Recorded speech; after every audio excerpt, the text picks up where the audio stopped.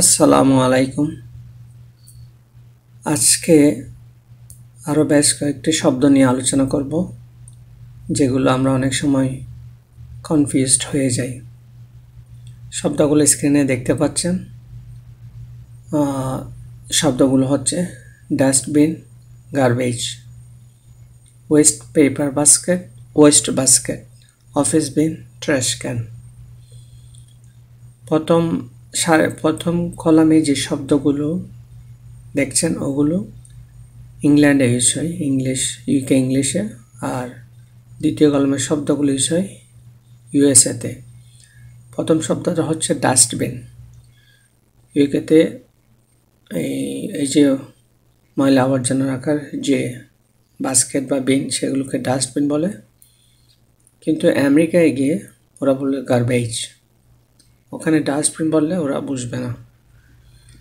একইভাবে অফিসের যেসব বাস্কেট ইউজ হয়, এই যে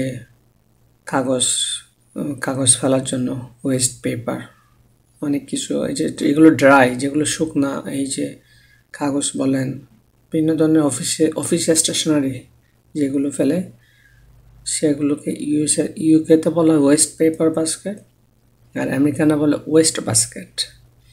ইউকেতে আবার অফিস বিনও বলে, আমেরিকাতে ট্র্যাশ ক্যান। আশা করি এখন বুঝতে পারছেন পার্থক্যটা। অনেক সময় আমরা কনফিউজড হয়ে যাই। Dustbin, garbage, waste paper basket, waste basket, office bin না ট্র্যাশ ক্যান। আমরা যেহেতু একসময় ব্রিটিশ উপনিবেশ ছিলাম, তো আমরা ব্রিটিশদের কাছ থেকে ওদের ইংলিশটা শিখেছি।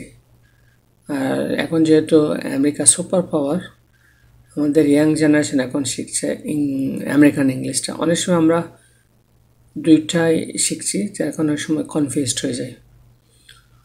আশা করি বুঝতে পারছেন পার্থক্যটা। ধন্যবাদ।